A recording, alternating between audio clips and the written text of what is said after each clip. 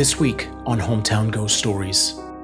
Looming over Greece's second largest city, Thessaloniki, is the Eptapyrgion Fortress. Built in Byzantine times, refortified by the Ottomans in 1430, it became a brutal prison by the 1890s. Torture and executions scarred its walls over the centuries, with countless people losing their lives here. The fortress now holds the reputation as one of the most haunted spots in the entire country. Join us as we dive into the bloody history and hauntings of Thessaloniki, Greece. Hometown Ghost Stories contains serious and often distressing events and is not intended for all audiences. Viewer discretion is advised. The doors were not supposed to lock. At least that's what the guide had said. Apparently he was wrong, Michali thought, as he frantically tried to free the lever to the jail cell that he had locked himself in. He thought about calling out for help, but he knew that would be useless, since he snuck away from the group and hurried back to the other side of the building so he could take a selfie in one of the jail cells. He checked his phone again. Low battery, absolutely no service behind these concrete walls. He couldn't do anything with it. There was nobody in earshot, and what was worse was it was the Monday afternoon tour, the last of the day. The location was scheduled to be closed on Tuesday, so if he wasn't able to get the door open, he'd be stuck there until somebody showed up on Wednesday morning. Michali cursed his stupidity. At least he'd have plenty of time to take as many selfies as he could ever possibly need. He spent the next hour pacing back and forth in his cell, hoping that somebody from the tour would notice his absence and come looking. But to his horror, nobody did. It was now 9 p.m., and he was certain that the fortress was closed by now. This was like a real prison sentence, albeit a relatively short one compared to the people who actually had been imprisoned here. Michali started thinking about how bad this was going to suck. The longer he considered, the more frightening thoughts came to mind. No food for 36 hours. No water. Boredom. Rats. Bugs, and so on. He felt his chest tighten with anxiety and tried to calm himself. Then more things started popping into his head. What if he got in trouble for this stupid stunt? How painfully ironic it would be to be sent to jail for this. Time dragged. Minutes ticked by like hours. It was around 3 a.m. when he first heard it. A whisper. It sounded like it came from right behind his left ear. He whirled around to see nothing. It felt like he had been there for an eternity, but it hadn't been that long. Not long enough for him to start losing his mind. He dismissed it as his mind playing tricks on him. But a half hour or so later, he heard another whisper, this time from the corner of the cell. It was a different voice in a different language. Ani sovel, Hebrew for I'm suffering. Although Michali didn't know that since his native language was Greek, not Hebrew. But he was less concerned with what the voice was saying and more concerned with the fact that the whispers were coming from nothing, or worse, something unseen. Over the course of the next couple hours, Michali heard whispers from all over the cell, from all sorts of different voices in multiple languages. He hoped he was losing his mind, because that somehow seemed less problematic than the idea that there were multiple unseen people in the cell with him. Ghosts? Past prisoners, maybe? Michali had been considering this from the fetal position in the corner of the cell. Morning came, but the whispering didn't stop. It had been increasing in timing. What started as one word every 30 minutes or so had increased to multiple voices at the same time, whispering sentences, sometimes monologues, non-stop. Michali at this point was plugging his ears while rocking back and forth, groaning in an attempt to block out the voices. How was he going to endure another 24 hours of this? Morning turned to afternoon, and afternoon to dusk, and the whispering persisted. The growling of his stomach from hunger was unusually loud, but not loud enough to drown out the voices. Around midnight, the whispering surrounded him like a cacophony of swirling grief. Forgotten names, pleas that never reached God, mouths without faces. He was losing his mind. He knew it. That's when he heard his name among the whirlwind of voices. Michali, he heard. Then another voice. Michali. Then he lost it. He began screaming and clawing at his ears, begging the voices to stop. When the maintenance man arrived at 5 a.m. Wednesday morning, he heard the screams from the parking lot and called the police before entering. When they found him, Michali was bare-chested in his cell, with his shirt tied around his head, screaming and rocking back and forth. He was bloody and covered in scratches from clawing at his own face and neck. He just kept repeating over and over, "Make them stop. Make them stop." Fortunately, today, Michali no longer hears the whispers from his room at the psychiatric hospital. I'm Jesse Wilkins, and this is Hometown Ghost Stories, Thessaloniki, Greece.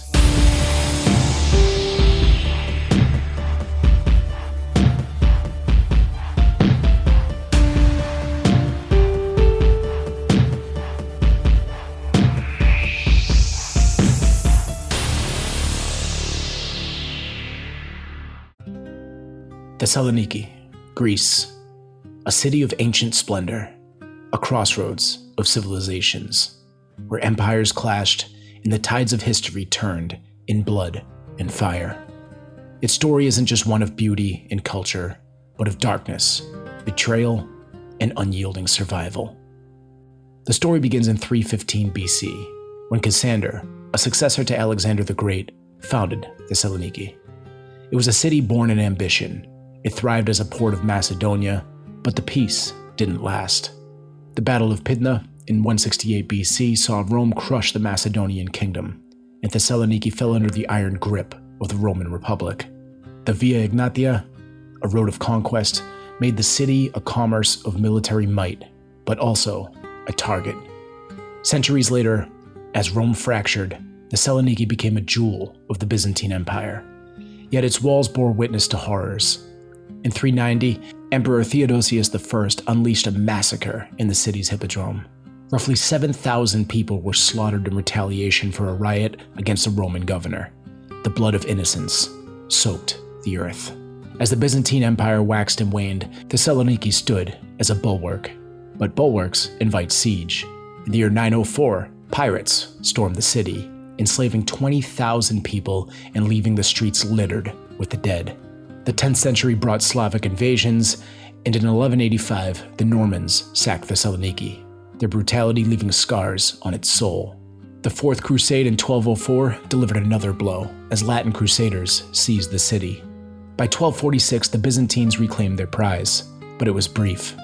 The 14th century saw Thessaloniki caught in a web of civil wars and religious strife.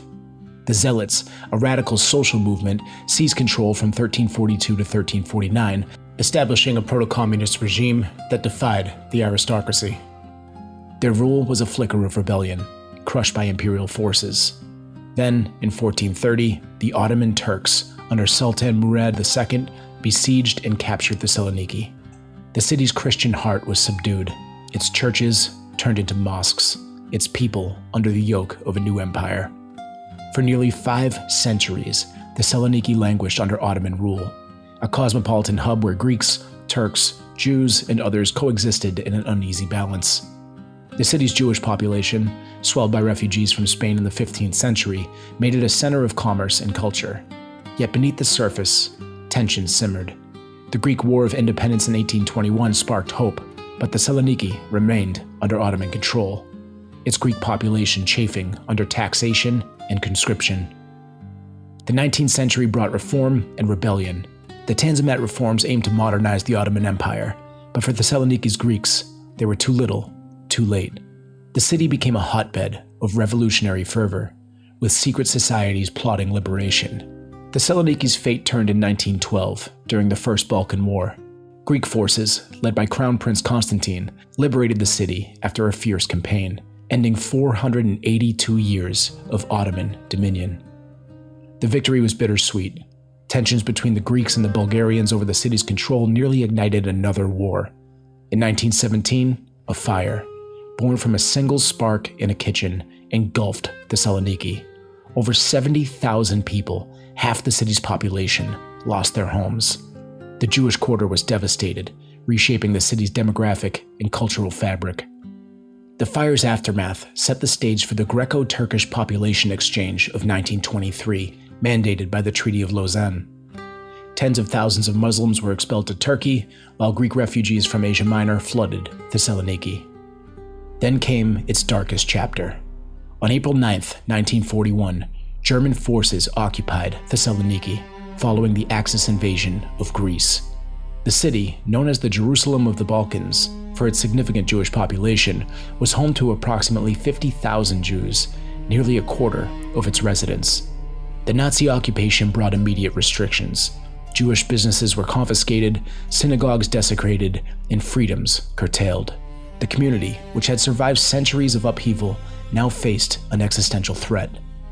On a scorching July morning in 1942, 9,000 Jewish men were summoned to Eleftherios Square in Thessaloniki. From 8 a.m. to 2 p.m., they endured public humiliation under the orders of Nazi commanders. They were kicked, spat upon, and beaten. They were forced to stand in the unrelenting heat. Those who collapsed from exhaustion or dehydration were doused with water to prolong their torment. The Nazis selected those that were deemed fit for labor. Thousands were sent to grueling work sites, including the airport, where they toiled under brutal conditions. Others were dispatched to Litochoro, Leptokaria, and Katarini. Malaria, starvation, and exhaustion claimed countless lives. Those who refused or were unable to work faced immediate execution, their bodies left as warnings to others. In February of 1943, SS officers Dieter Wislitzeny and Alois Brunner arrived in Thessaloniki, tasked with implementing Hitler's orders to eradicate the Jewish population within 6 to 8 weeks. On Saturday, February 6th, they began their grim mission. By Monday, 2 ghettos were established, one in the east, near the railway station, and one in the west, in the Baron Hirsch neighborhood. These were fenced camps, sealed off from the rest of the city. Every Jew aged 5 or older was required to wear the Yellow Star of David. New identity papers were issued, and all assets, money, jewels, and valuables had to be declared. Movement without permission was punishable by death. The ghettos became prisons, stripping residents of dignity and hope. In March 1943, the deportations began. Over 46,000 Jews were loaded onto cattle cars, bound primarily for Auschwitz and Bergen-Belsen. The trains were overcrowded, with little food, water, or ventilation. Many died en route. Of the 46,000 deported, only 2,000 would return to Thessaloniki after the war. Another 1,000 found refuge in Israel. The remaining 43,000 perished in camps, victims of starvation, disease, or the gas chambers. Resistance movements, like the LS partisans, waged guerrilla warfare, but reprisals were savage. Villages near Thessaloniki were burned, civilians executed. Famine gripped the city, with thousands starving as the Nazis plundered resources. Liberation came in October of 1944, but the cost was staggering. The post-war years brought no peace. The Greek Civil War from 1946 to 1949 pitted communists against royalists, with Thessaloniki a battleground for ideological control. Executions and purges left deep wounds. Even as Greece rebuilt, the city grappled with its fractured identity, its Jewish heritage nearly erased, its population reshaped by war and migration. High above the city of Thessaloniki, where the wind never stops whispering, stands a fortress. Ancient, ominous, alive. They call it Eptapyrgion. 7 towers, 1,000 years, and perhaps thousands of souls still trapped inside. The story of the Eptapyrgion begins in the Byzantine era, but the land it sits on was steeped in blood long before. Historians believe that fortifications existed on this very hill as early as the Hellenistic period, when Alexander the Great's successors ruled the land. But it was under Emperor Theodosius I in the 4th century AD that the first recognizable walls were laid. Over centuries, it became a Byzantine stronghold, watching over Thessaloniki as a guardian. Then came the Ottoman Empire in 1430. They seized the city and repurposed the Eptapyrgion. Its name, Yedi Kul, 7 towers. But it wasn't just a name, it was a promise of confinement, a place that you enter, but you may never leave. For centuries, the Eptapyrgion functioned as a military garrison, but by the late 19th century, its purpose twisted. The towers became cells, the gates became cages. The prison was infamous throughout Greece. The worst criminals, the loudest rebels, the most dangerous thinkers, all thrown into its cold stone rooms. Some went mad, some starved, others were simply taken at night, never seen again. During the Great Fire of Thessaloniki in 1917, chaos reigned, looting, lawlessness, and while the city burned, rumors swirled. Inmates had escaped. When the Nazis took over the city, they took control of the fortress, already a place of suffering, and turned it into something far worse. Under the brutal eye of the Gestapo, the fortress turned into a black site, a secret center for interrogation, torture, and execution. Resistance fighters, Jewish civilians, intellectuals were all dragged through its gates. Many never left the Eptapyrgion alive. After World War II, during the Greek Civil War, the Heptapyrgion filled again with prisoners. This time, communists, activists, and sympathizers. Hundreds were crammed into cells. Beatings were daily. Executions, routine.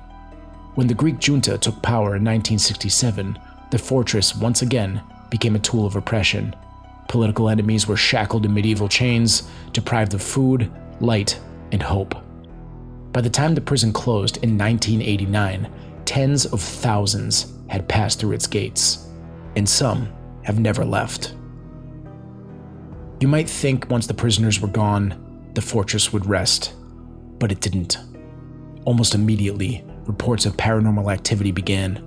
Security guards refused to work the night shift, tourists claimed to feel watched, some fainted, others ran screaming from the cells. Visitors often report hearing screams or cries echoing through the stone corridors, especially at night.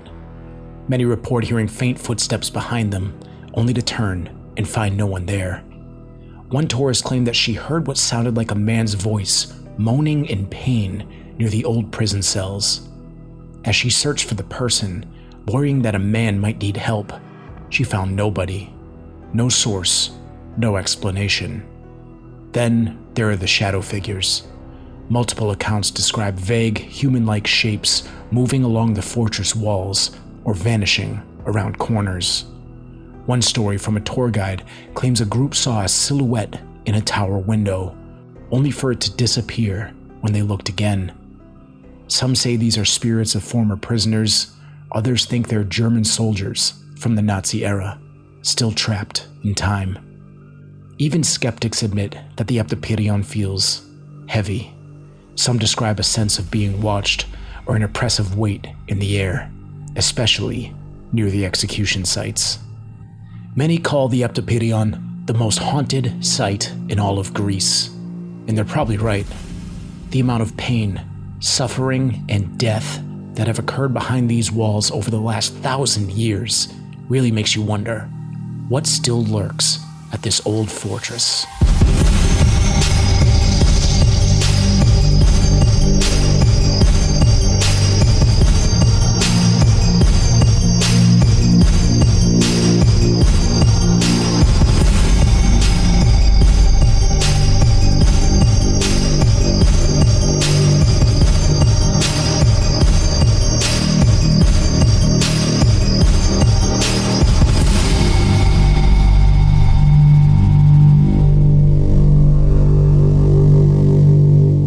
Welcome in, everybody, to episode 171. We are here. We are talking about Thessaloniki, Greece.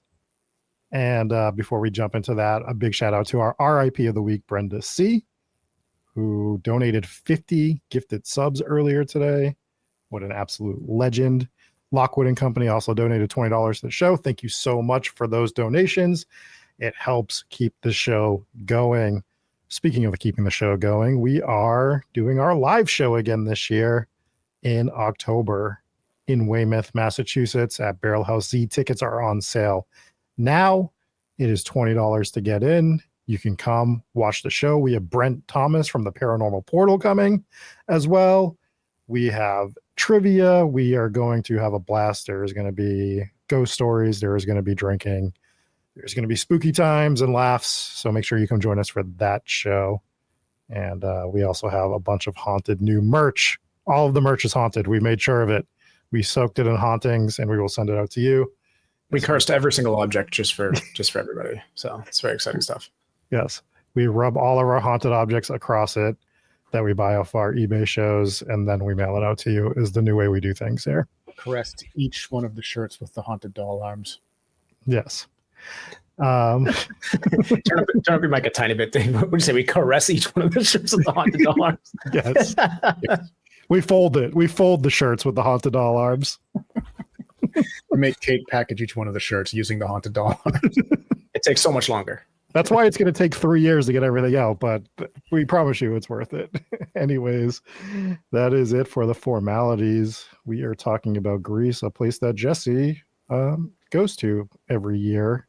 And this place especially, do you want to tell us a little bit about, am I saying it right? Thessaloniki? You're close enough. I don't even think I'm saying it right. Oh, good. So, yeah, we're close. It's fine. So, yeah, there's actually quite a few haunted places in the city, but it's all very vague. Like it's a very, very Orthodox Christian place over there. And the vast majority of people do not believe in haunted places. If they do, they literally just build a church on it. They build a church anywhere there's a haunted place. They're like, oh, this place has evil spirits, church, boom. There's a billion churches everywhere you go. Even like mountaintops. Like you get up to a top, if you climb a mountain, any mountain, there will be a church at the top of that mountain. Like there's just always a church in the most inaccessible places possible. Like there are cliffs with like no road access, no walking trails, church on top. Like it's just like I don't know how they do this, but they're everywhere. So it was funny. The first time that I went to the Eptapyrgion, which is the fortress that we talked about in the second half of the episode there, I was talking to my father-in-law who lives just outside the city of Thessaloniki. And I was explaining to him, I was like, oh yeah, I got to go to this Eptapyrgion, the fortress. He's like, oh yeah. He's like, a lot of dark history there. I'm like, yeah, absolutely. I'm like, I got to go see. I heard it's one of the most haunted places in the entire country. And his exact response was, there's no ghosts. So according to him, not haunted, but according to everybody else, this is the most haunted spot in the city. And it rivals a lot of the hauntings in Athens. Now Athens is like, Athens has the list of haunted places in it, from haunted cemeteries to, ruins and all sorts of dark history there. We'll get to that eventually, but Thessaloniki has its fair share.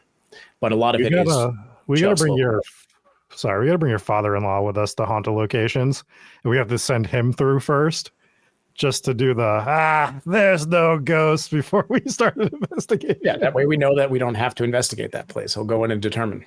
We'd save a lot of time. We would. We need to get an audio clip of him, so when we actually debunk a place, we can just play that audio clip. That'd be perfect. The Georgia. Yeah, get a video next time of him just of nah waving it.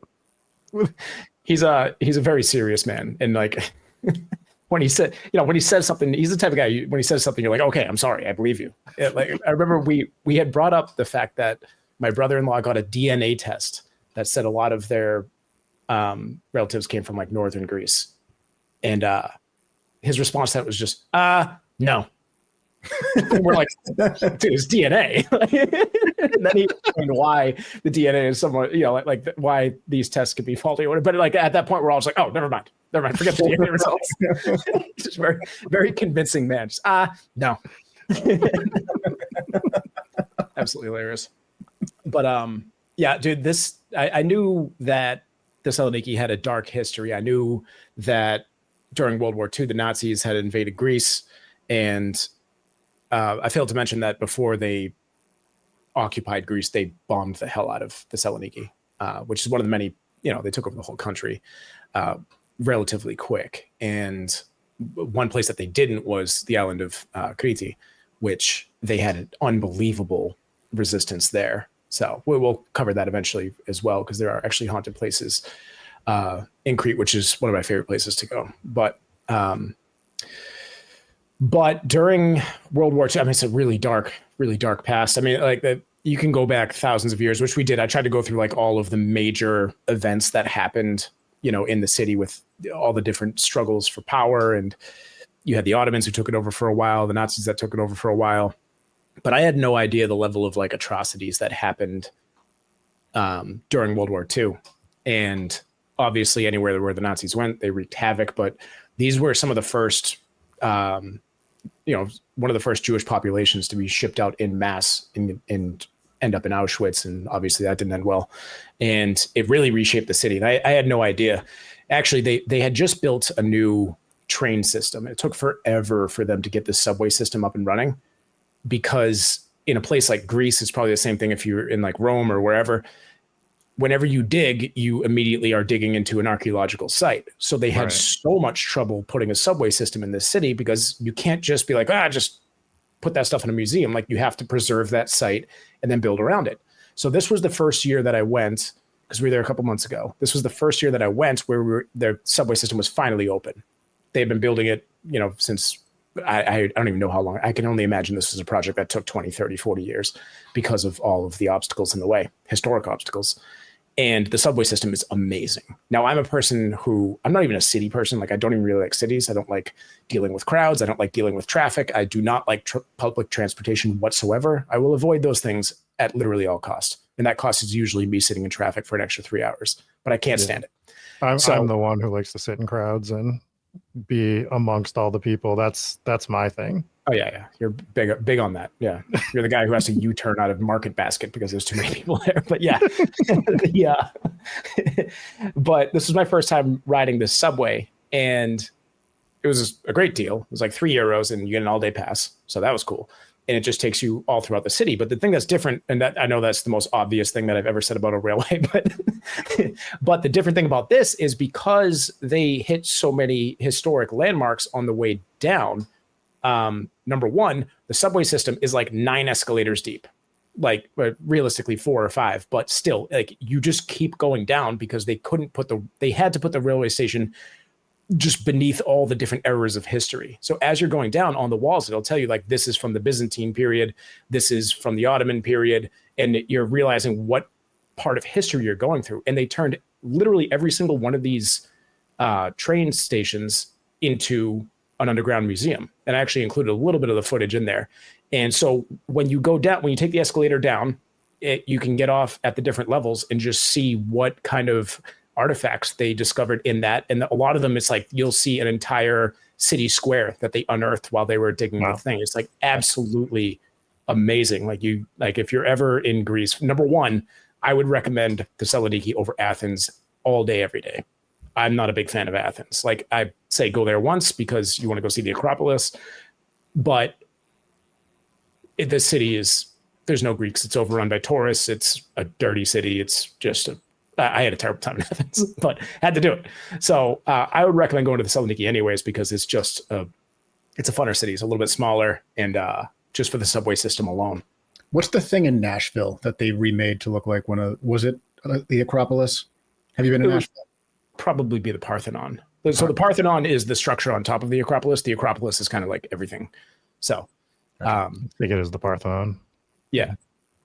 But went up there. It was 1 billion degrees when I went to the Parthenon. But anyway, so yeah, the subway system, very cool, because then it's like you can just go see the whole city now. And the train's super fast. There's nobody driving the train. It's all like automated.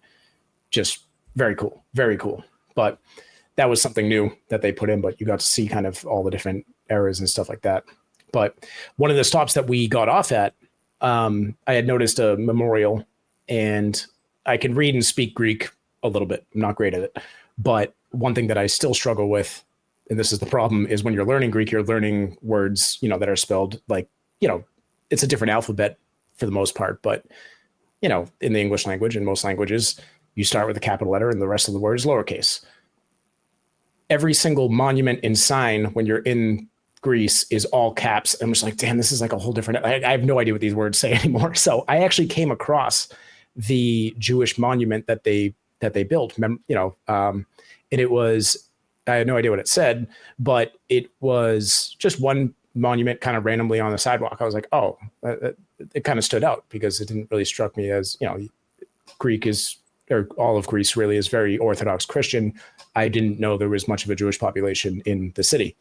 And there, maybe there is now, but after World War II, they pretty much wiped out the entire Jewish population.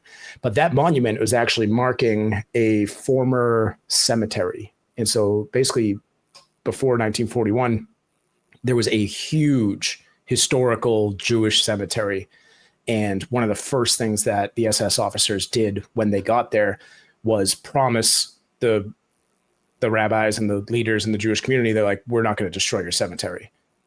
And then the next day they destroyed the entire cemetery. Oh my God. Yeah. And so it's completely gone. There's buildings on top of it now. Like there's nothing left of that cemetery.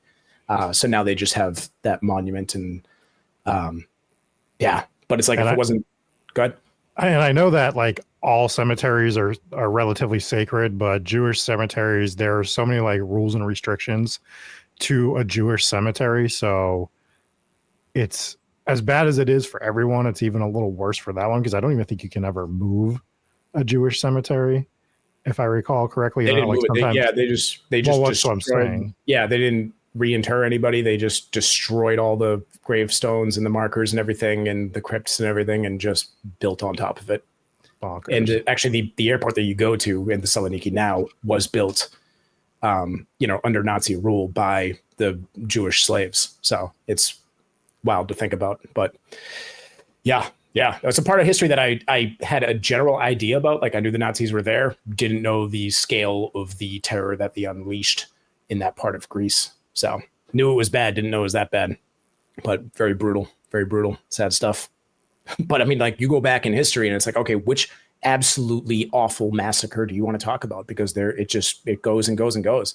I had briefly mentioned pirates, and usually we like talking about pirates, but Thessaloniki, I don't remember the year off the top of my head, but it's in the first part of the thing. But they were actually African pirates. I don't remember if it was Somalia or where they were from, but they came in and were beheading everybody, and they took 20,000 slaves, which is kind of reverse to what you think about when you think of slavery. You usually think it's, people taking Africans, which is obviously awful, but this was the other way around. Africans came in, took Greeks, and took 20,000 of them. And they used to have, I believe it was called like the Golden Gate, which was, they had torn it down at some point. I think it was just crumbling or falling apart, or they made way for other things. But this gate opened inwards. And as these pirates were rushing through the city and looting and kidnapping people and beheading people, there was basically a stampede towards that gate of everyone trying to get out of the city and save their own lives. And because the doors opened inward, we see what we saw with a lot of like theater fires, where just bodies were piling up and everyone's trying to cram through, and they can't get the doors open because there's that massive rush of people. So people were stuck, and then the pirates arrived and they're beheading people where they stand, and people were jammed packed so tight that when they got their heads lopped off, they didn't even fall. So it was just a bunch of headless corpses standing like a wall of just headless people. It's absolutely insane to think about. And it was just one of the countless atrocities that, with so many dead, it's like no wonder that a place gets a reputation of being haunted.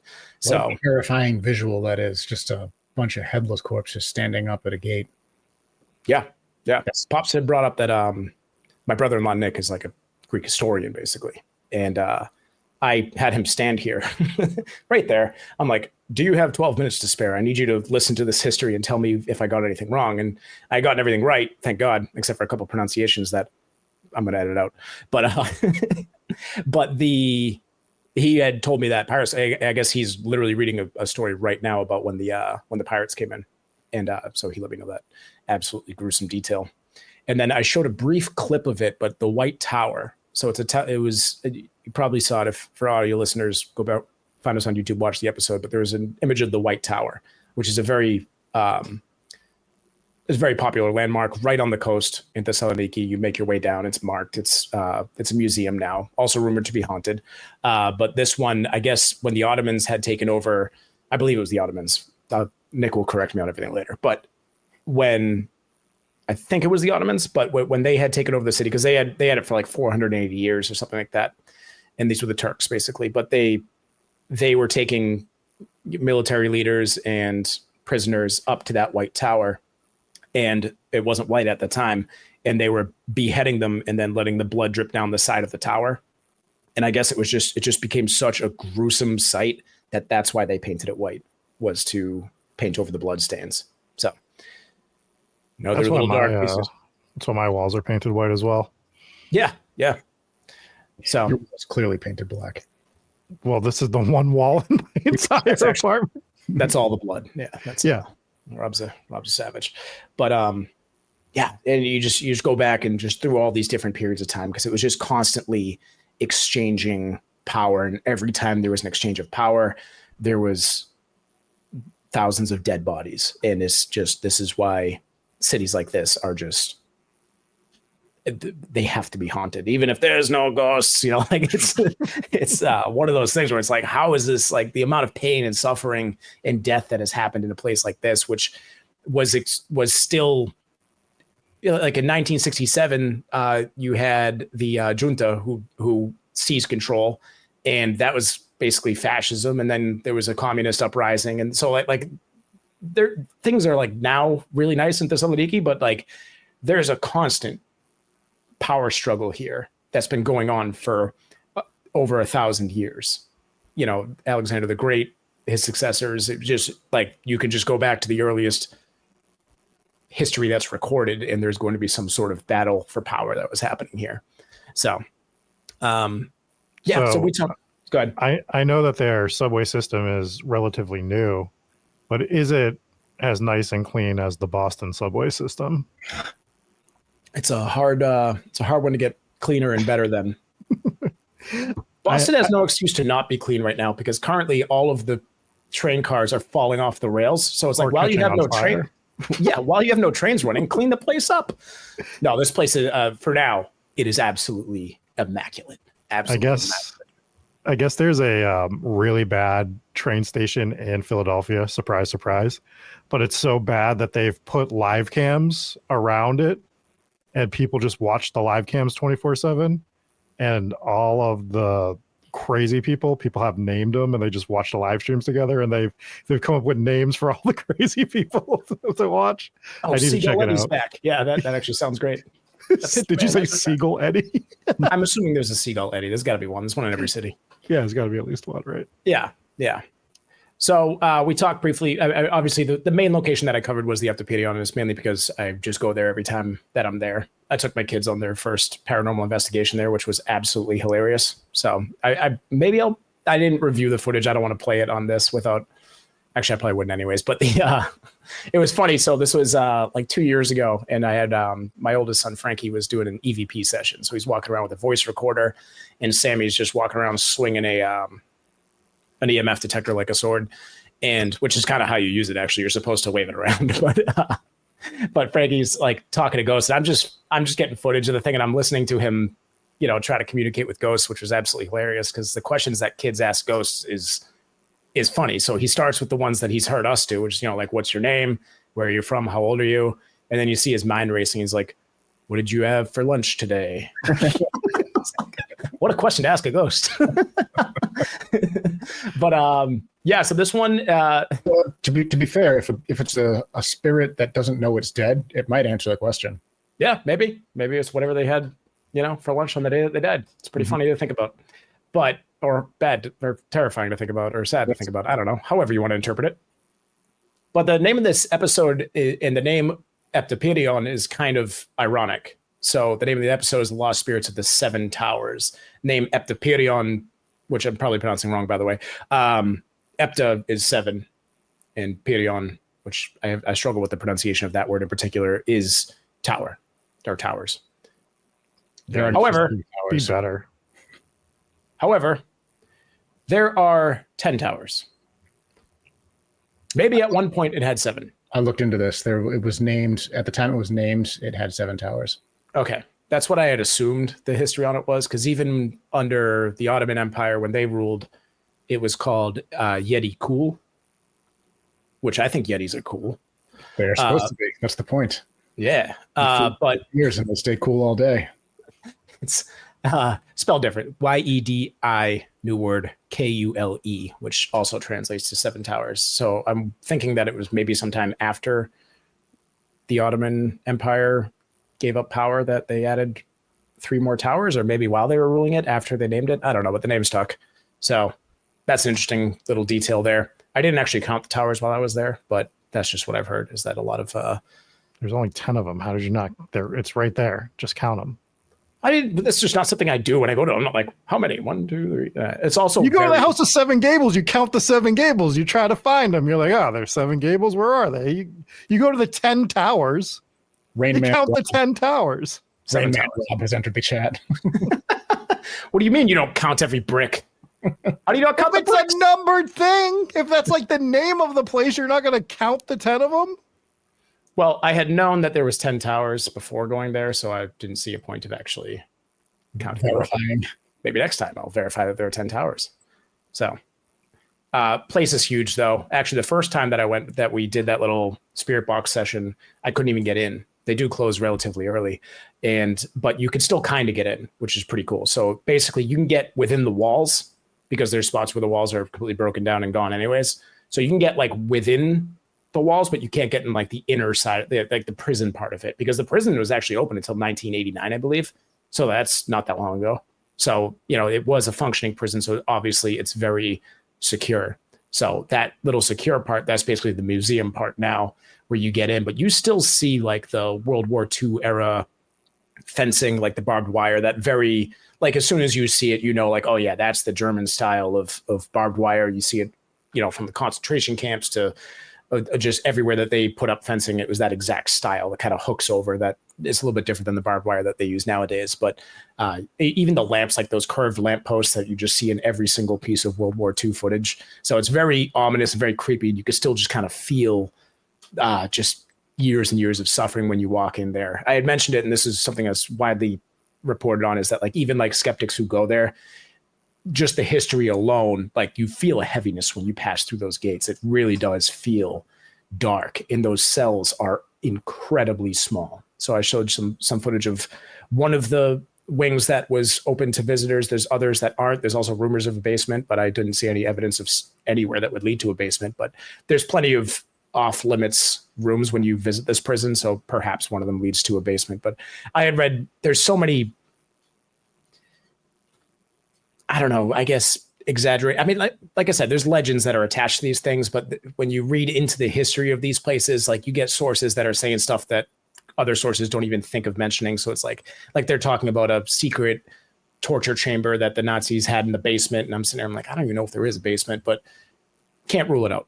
So, but it definitely is very, very heavy location when you go in there, and should be haunted.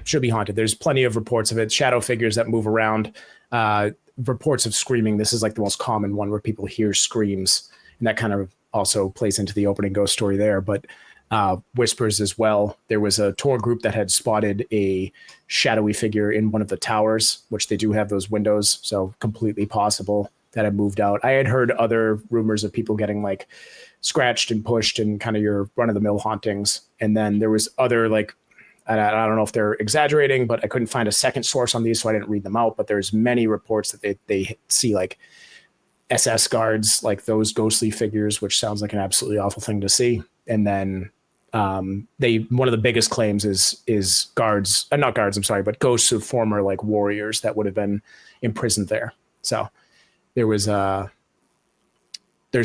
ton of there's a ton of reports of hauntings, but they're all kind of vague. So I don't, there's nothing with like a name to it. Like, it's not like this certain prisoner haunts this place. So it's different than the other prisons that we've covered, because when you have better records over time, you can attribute certain traits to a haunting, right? So you can hear the acoustic guitar playing. They're like, oh, that might be Al Capone trying to learn how to play the guitar in his cell. We'll get that. Oh, you got the cigar smoke. It's this guy who loves cigars, which is very common as well. Nobody was expecting an Al Capone reference in this episode. We're going to make it work. We got pirates and Al Capone in the episode. Get those bingo cards out, folks. Very bad pirates, but pirates nonetheless. The other thing that we don't think about sometimes when it comes to military hauntings is we always think of like the prisoners and the people that were executed, and rightfully so. But if you think about some of the guards throughout history, I'm sure some of them did not want to be there, did not want to be carrying out those sentences, and it probably haunted them for the rest of their lives as well. So you might pick up residual hauntings of people just living their worst moments as well. So it's not great for everybody sometimes. Some reveled in it, I'm sure, throughout history, but there's others that were just doing it because they were forced to. So Yeah, you're absolutely right. And I mean, there was tons of executions here. So we get some prisons that like, oh, they executed these 3 prisoners and then they outlawed executions after that. Not the case in this place. This place had thousands of years of executions, or about 1,000 years of executions. So, and we have no idea how many. That's the other thing.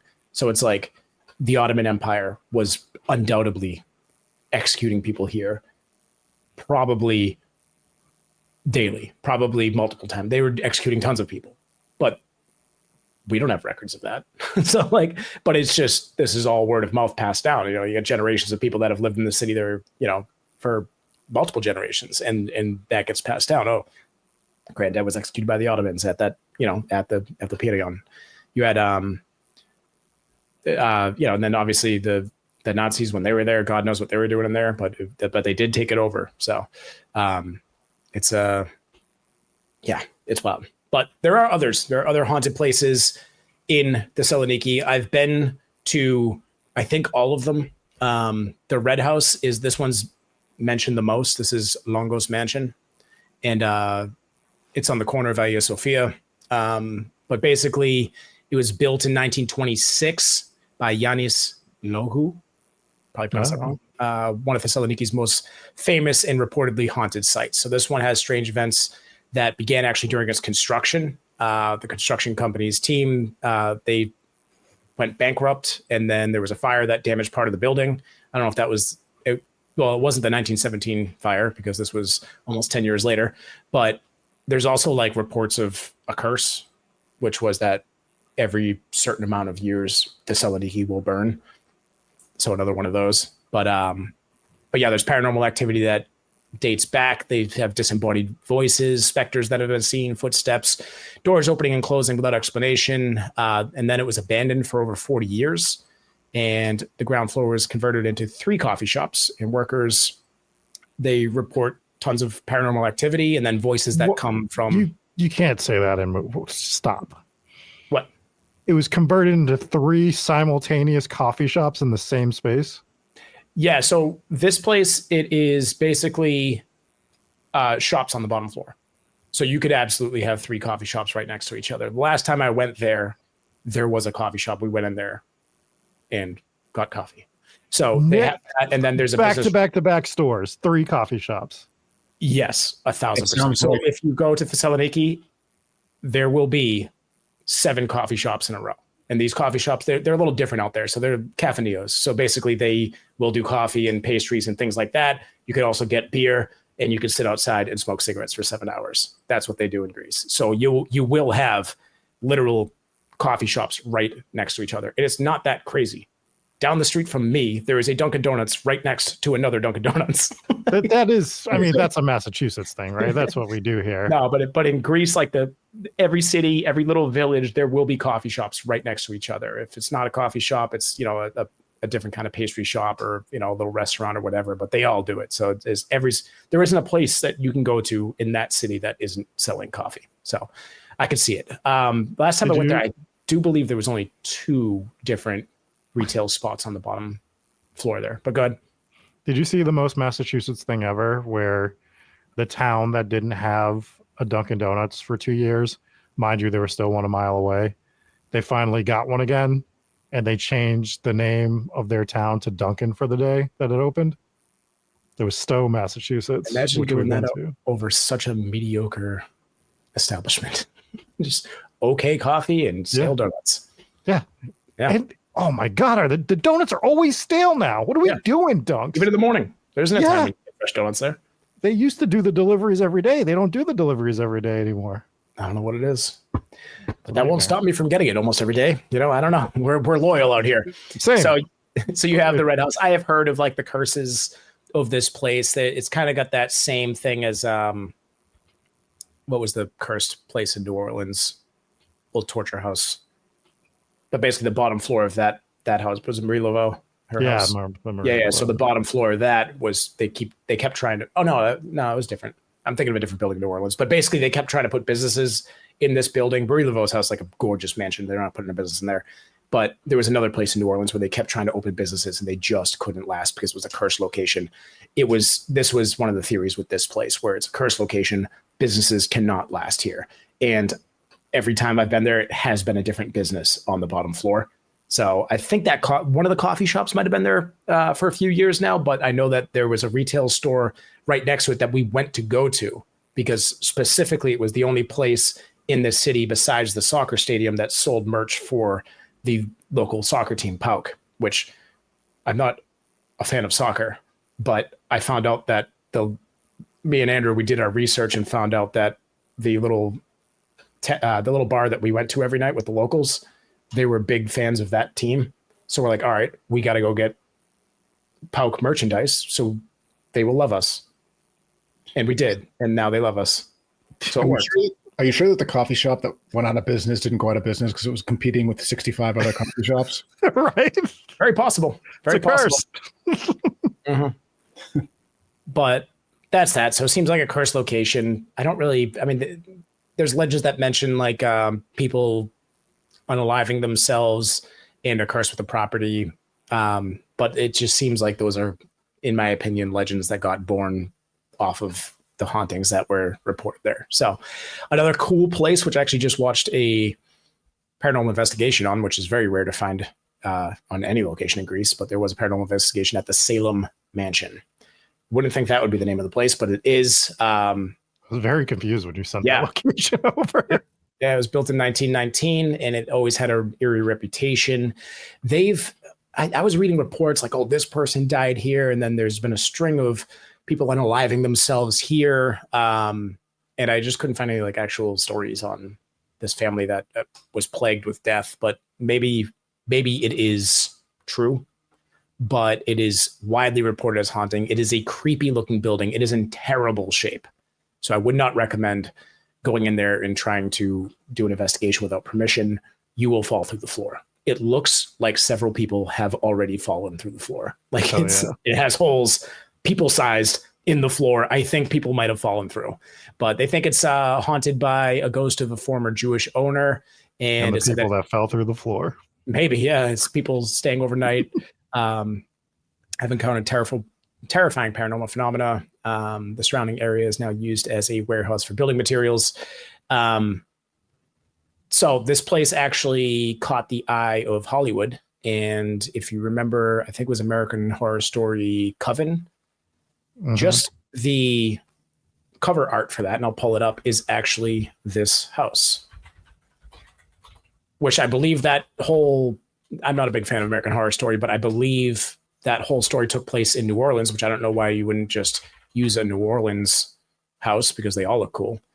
Maybe it wasn't Coven. Oh, yeah, it was. Okay, so this picture here, let me just pull it up real quick, is actually the Salem house. So, you better be right, because the American Horror Story people are already going to come for us because you don't like the show. I love that show, and I love bagpipes. But yeah, this is the Salem Mansion. And just for reference, brave man showing your search history. Oh God, I didn't realize I did that. Yeah, this is the actual house. So very clearly the exact same house used in the poster for American Horror Story Coven. So it is a cool looking house. It's a scary looking house. It is in absolutely terrible shape. So again, probably shouldn't go in there, but that is that one. And I watched the investigation there, and there was actually a really eerie part of the investigation. The guy was, sorry, I couldn't zoom in. I tried. Anyways, the guy he didn't strike me as a pro. He was entertaining enough where I watched the entire thing, but he didn't really have too much equipment with him. He had a decent camera and he had an EMF detector, and it looked like that was about it. But he went into the basement, and the entire video, all you can hear is street noise. You hear every car that goes by. You hear a dog that would not stop barking outside.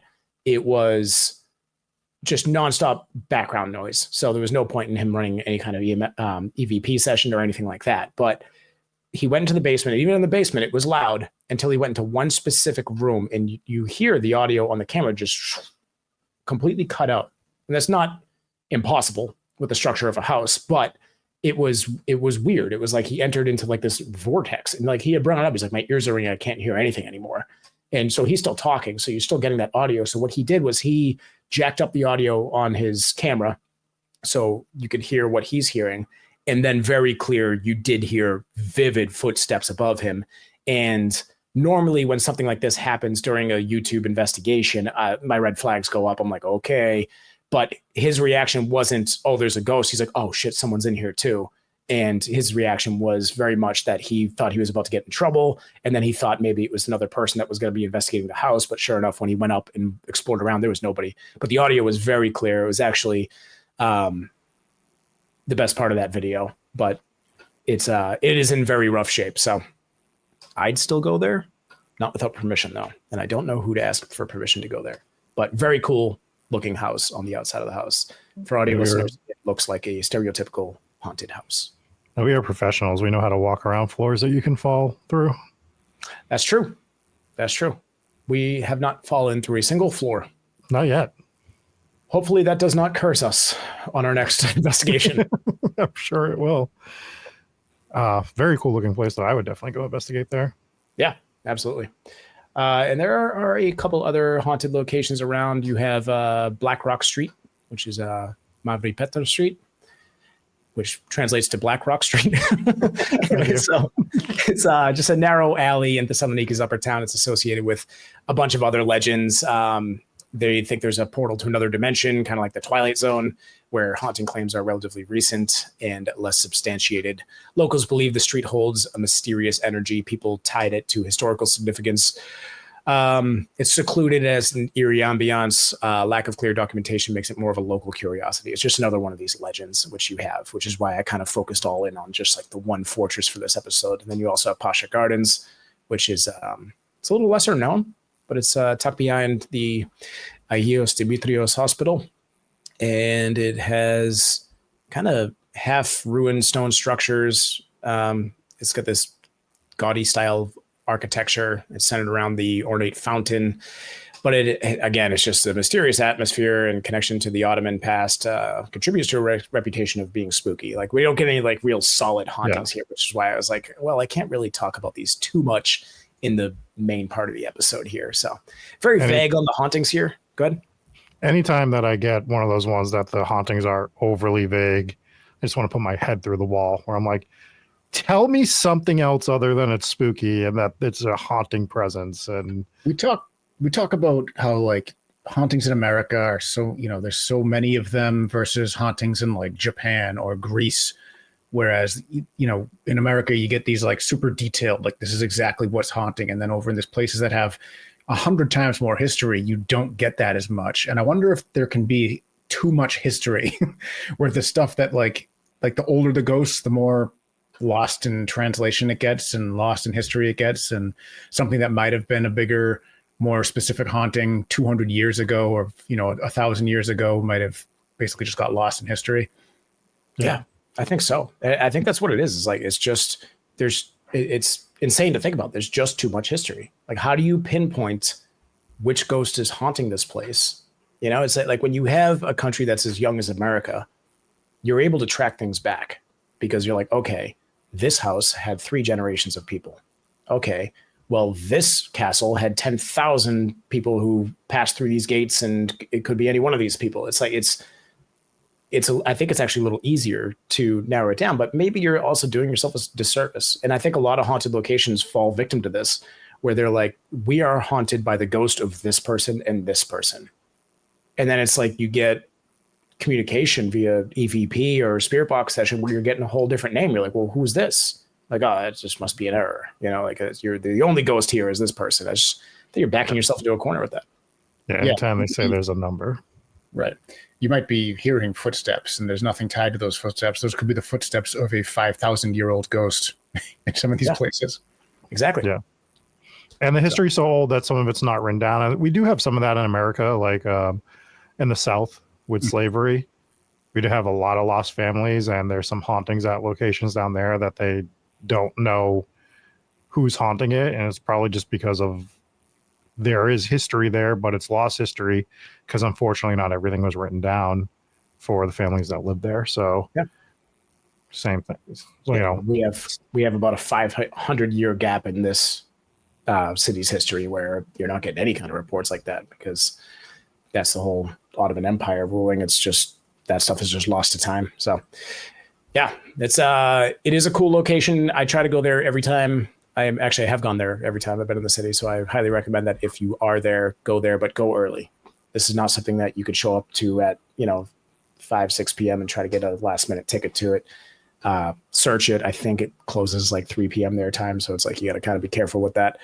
So first time I went, I was too late because I'm late to everything, but I didn't check these rules. I had figured they'd be open, but they were not. Actually, I think they were closed for the entire day that day that I went. So, but again, even if you go there and it's closed, you can still get within the walls, and it's very cool. And like, it's just crazy to me. I included footage to it. I actually played it twice. There's just these ancient gravestones and like pillars just hanging out in the lawn. Like, people are like walking throughout them. I'm like, this stuff should be in a museum. Why is it on the ground? And that's how commonplace it is out there. It's just this like, yeah, stuff's everywhere. The whole city's ancient. But it's like in America, this would be like an archaeological gem. You'd be like, my goodness, look what I found. Just one of them. No, there's 700 just in the yard, just hanging out. It's next to the parking lot. It's insane to me. It's insane to me. But grab one and sell it on eBay. No. We don't like when people do that, and they don't like when people do that, I don't think. But I mean, geez, it's just in the yard. It's just hanging out. I don't know. Yeah. Well, definitely a very cool place. Do we have any last thoughts on the location? I love how you just avoid saying the city because you don't want to mess it up. Thessaloniki. Yeah, good enough. No, I just recommend. So if you're looking for a trip to Greece and you're thinking about Athens, think about maybe going to Thessaloniki. I still recommend going to Athens because you should see the Parthenon. You should see the Acropolis Museum. It's one of the best museums on the planet. So if you're a museum person, you want to go see those historical sites, go do that. But if you want a city that's like not as well known and you actually want to experience some of the Greek culture and see this, because Thessaloniki also has a ton of amazing historical sites, that's the place to go. And go take the train. The train is super cool. So it's a whole museum. It's basically a $3 museum experience, and you can get around the city all day. It's amazing. So very cool. Highly recommend. I visited the Parthenon in Nashville. I feel like I'm good. You did it. I did it. Same thing, really. Yeah. That's where I get my Greek history, is Nashville, Tennessee. Nashville, Tennessee. Dave actually thought Dave. So he doesn't know maps. He actually thought he was in Greece. Probably. Yeah, I didn't know I could just walk to it from Broad Street in Nashville. Spent all that time learning the language to go to Tennessee. Whoops. All right, let's get into some 5-star reviews. From last week's episode, Green Fairy on Spotify wrote, I will pay for Rob's mermaid photo shoot, complete with shell bra and flowing wig. That will not be happening. Oh, thank God. And we had See it. quite a few theories on our Devil's Footprints episode. Dana said it was a kangaroo on a unicycle that had donkey shoes on its spokes, and that roo could really bounce. We completely glossed over that. And Carney said kangaroo in a hot air balloon, blaming Satan for it. Mm-hmm. And then Green Fairy again said a one-legged Wendigo working with a gang of kangaroos to set up the cartwheel demon. So none of you know what's going on if you have not listened to our Devil's Footprints episode, but go check out that side content. I won't spoil it because you should listen to it. But if you listen closely to that end of the episode, I figured it out. And then Rob just ended the episode. I was like, wait, dude, I was actually mad at you. I was like, dude, I just figured it out. And you just ended it. I was ready to go on and on about how correct I am. I had pulled up images and everything. I figured it out at the end of it. I won't say what it was because you should go listen to the episode, but I'm 1,000% correct. Well, and then Rob just sabotaged me and just decided that it was time for bed or something. I don't know. You should put that in the Discord then. Put in the Discord what you think it was. I'll give people it's a recent episode. I'll give people a chance to catch up, and then I will let Discord know my theory. Well, I mean, you'll hear it at the end of the episode, but very briefly because then Rob decides to end the show. Speaking of which, let's hop into our patrons. Once again, thanks to our RIP of the week, Brenda C. Always an absolute legend on YouTube with the donations and everything. So thank you so much. And we like having you here. But our VIPs are Donnie N, Dana D, Karen S. Rob hid this episode's pirates in his belly button. That's why we didn't get any. We got some. We got had pirates. some bad pirates, but they were pirates. I went to a crossroads and made a deal with a sock monkey devil. He made me a pizza guy. We have Ryan F, J Gooch 725, Jennifer A, Nick M, Casey W, Brandina 77, Kathy F, Ghost Nurse JP, Another Vice, Rob's Feral Grandmother's Yellow Frog Soup, Tess, Lockwood and Company, Kate and Steve M, Glitter Tease Cammy from Washington, Siobhan, Not Sharon, Kelly C, Liz Young, Donnie N, Inspires Gaming, Allison V, Robert H, Anna C, The Grim Reap Bird, Mom and Pops W, Father Squash the Elder, Lisa J, and Sock Monkey Shenanigans MOB. Speaking of Irish Inspires, he's now known as, we have confirmed that he will be helping out with his little audio at the live event again. He helped us out last year, kind of took over the reins. Awesome. Quasi DJ set, so he's going to be back to help out again. Excited to have him. Absolute legend. Been a VIP for a long time. Let's hop into the Warren's Wards, starting off with Colleen D. We have Joe and the dogs, Freya and Frank, which is a new... Actually, I think Colleen D and Joe and the dogs. Welcome into Patreon, and thank you so much for signing up to Warren's Wards. We have Mothman fell through the floor like Looney Tunes took over. Fell through the floor like Looney Tunes... Yes, I read that correctly. West Mass is the best mass. Susan C, Degenerate, Gambler, Voodoo Ghost, who shouldn't have hit on 19. Jamie E, T-Cat, Whisper. Kitten Clown Dozer, Jeremy M, The Macho Mandolph, Beth C, Sarah B, Her Lady Spookship, Victim of Ohio, Morgan S, Colby Always Remembers, Kath Q, The Other Rachel B, Mar Fire, Lily, Timeless Tony T. I like that, Anthony. That's good. It's a wrestling reference. It's always a wrestling reference. I'm just like, that's catchy. Yeah, it's because that's what they do. Rob's Belly Button loves Ohio. Calimera. Oh, she changed it. Sorry. We have Calimera, Camiller, Camilleri, Calimera.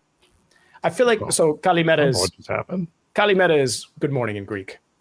But the middle two, maybe it's calamari? No. Camilleri. Kalimera to you, but it's evening, so Kalispera.